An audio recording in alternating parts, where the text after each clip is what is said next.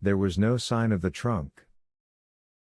It was almost 6 o'clock by that time, but still broad daylight, and so they set out to cover the dozen acres or so as well as they could.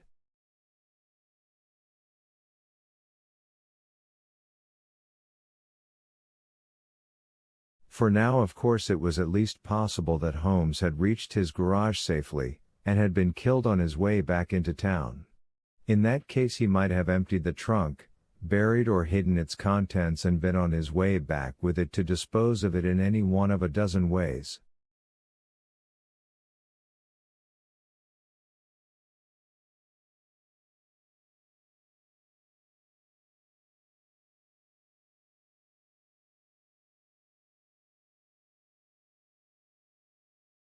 Even to return it to the McMullen house. They divided, the inspector going back into the cottage and the three men searching the ground outside.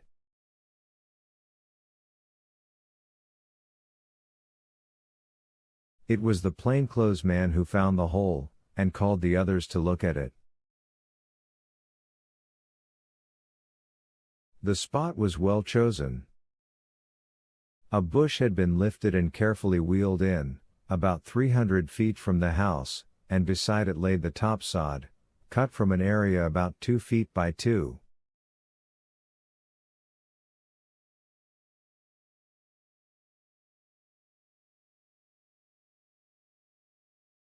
This space had then been dug out to a depth of about 30 inches, and an empty box with a wooden lid placed inside it.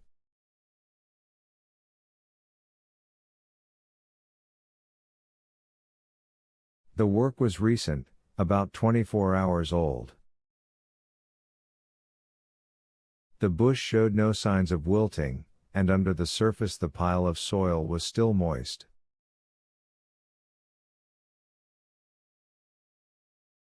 In the inspector's words, "It was all ready, you see. All he had to do was to fill the box out of the trunk, replant his bush, replace his sod, water the lot, and then sit tight until the excitement died down."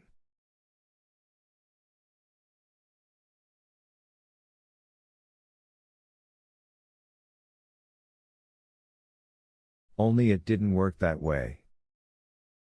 For that hole in the earth told its own story to the men who stood around it. Holmes had been killed on his way out with the gold.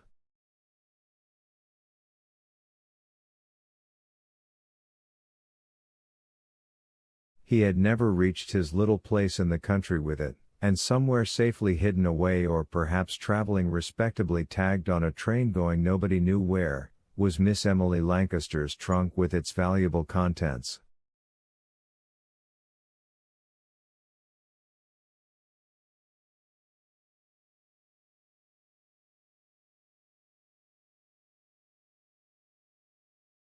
I have written in detail of this expedition and its result, for it was the search for that trunk and its ultimate discovery which revealed the last and most shocking of our murders.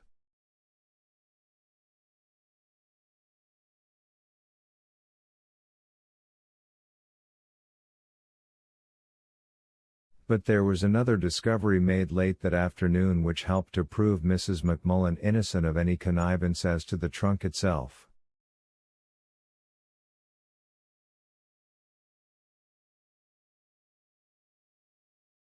Herbert Dean, going through the pockets of Holmes's uniform, found a letter in it addressed to that lady.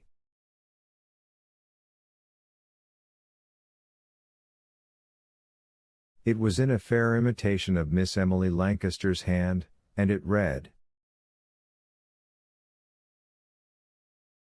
"Dear Mrs. McMullen, I am sorry not to see you again, but we are leaving in a hurry.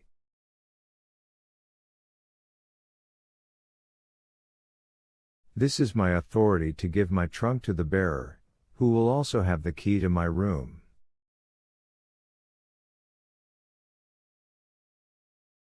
Signed, Lucy Merriam." All said as the inspector says.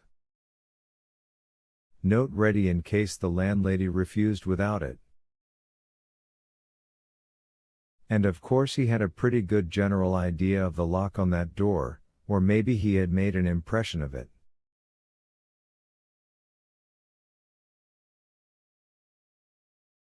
He had plenty of chances. It was too late when at last they got back to the city to do more than teletype a general description of the trunk, and to send operatives to the various railroad stations.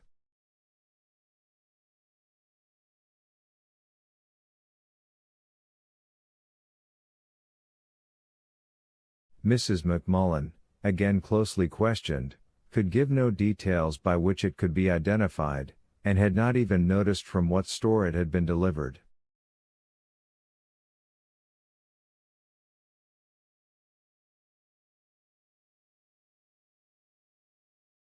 Peggy was in danger of losing her child, and a woman from the neighborhood and a doctor were with her, so that she could not be questioned. Mr. Lancaster had died that afternoon, and any information from Margaret as to where her sister might have gone for a trunk was not obtainable, for she was shut in her room and reported to be in collapse.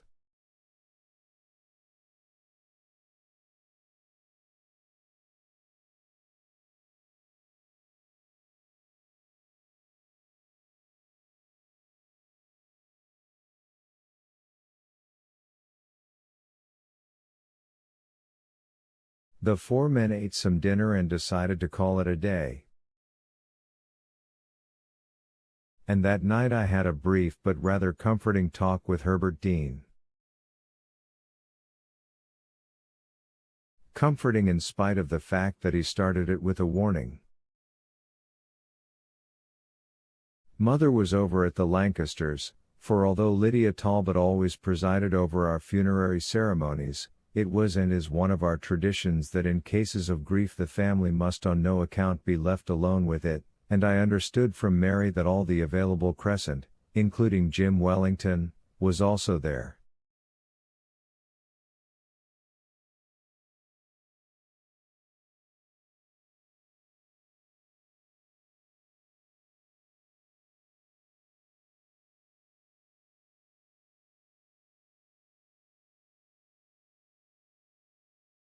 I had begged off with a headache myself, which was real enough, and I was sitting on the porch in the dark when I heard his light active footsteps on the street and recognized them.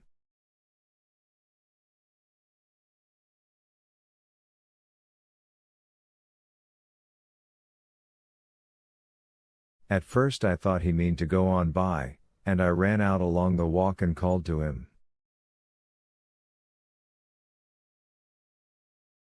It was then that he read me my lecture, right there on the path.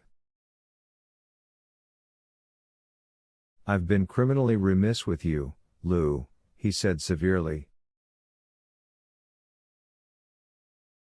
"I've warned you not to wander around alone, but apparently that isn't enough.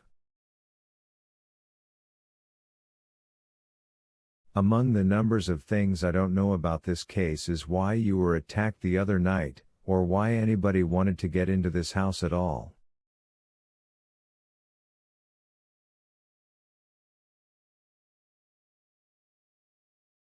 Nevertheless, you were attacked and you might have been killed. If it were not for the fact that you have a lot of hair, very lovely hair, Lou. Well, it doesn't stand thinking about.